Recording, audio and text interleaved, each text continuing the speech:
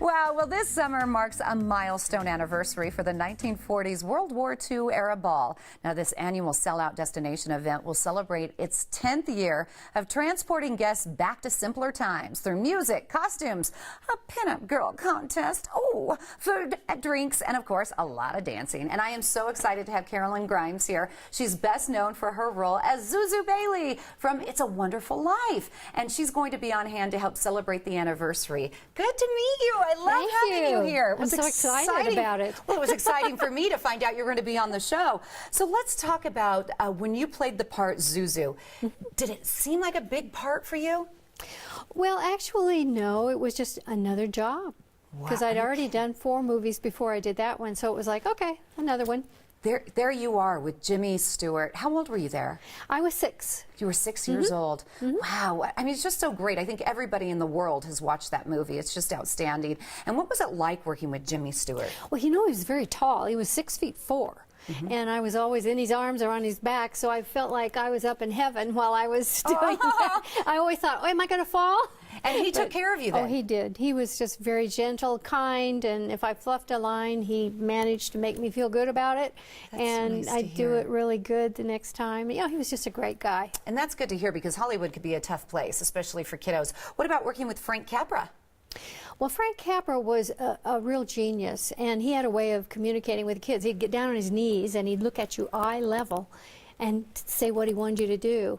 And that's how it went. And, you know, that kind of, you identify with that, and you worked well. Yeah. What do you think it's about the movie, It's a Wonderful Life, that so many people relate to it? I mean, why is it so popular? And it seems like almost during the holidays every year, our family sits down and watches it again. Well, I think that we identify with that movie because no one's life is perfect. No.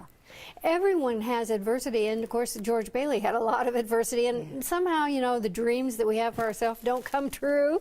And so when we watch George, we see his travails and all the things he goes through, but in the end, he's the richest man in town. Yeah.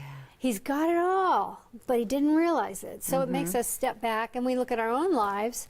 So we get a rejuvenation every Christmas and we realize how lucky we really are and how fortunate life really is for us. I always tell my boys, it's not about the money in life. It's about what you can do to help others and the people you surround yourself with, family. What was it like being a child actor, 40s, 50s? Well, you know what? It was just a normal, ordinary thing in Hollywood. Every kid was pretty much a child actor, so it wasn't, you know, it wasn't any big deal where I lived. But you know, in later years, I realized how fortunate I was because, you know, I'd go to the commissary and I'd say hi to Humphrey Bogart, you know. I wouldn't have a clue. He was just a friend. But you know what's weird? It's like you said, and this, she's so kind and good-hearted because before we came on, you were talking about, well, everybody was an actor or an actress, but not everybody was so successful as you were and had such a mark in everybody's life at that time.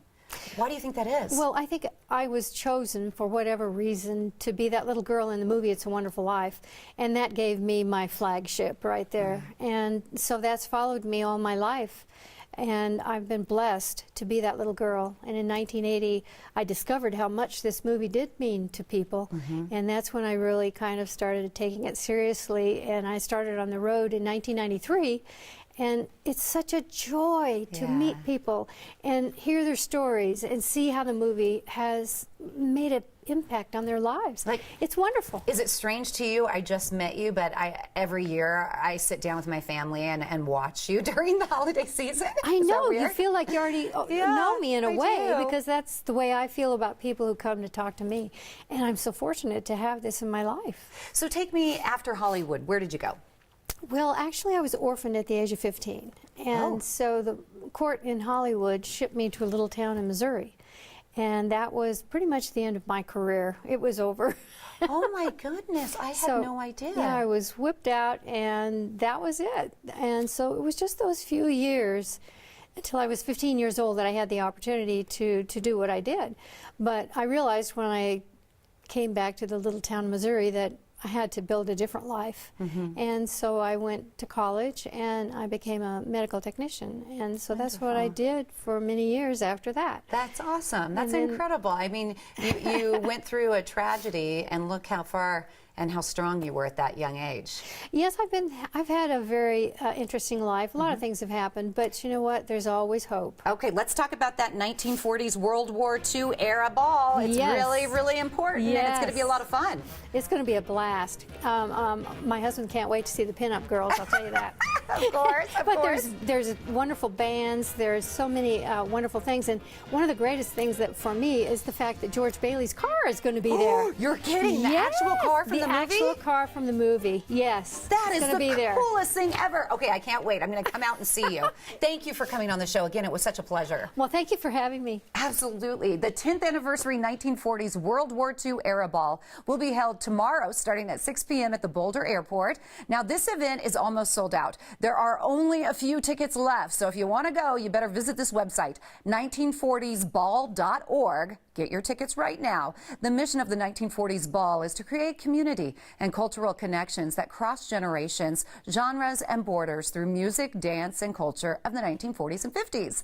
Learn more online. Go to 1940sball.org.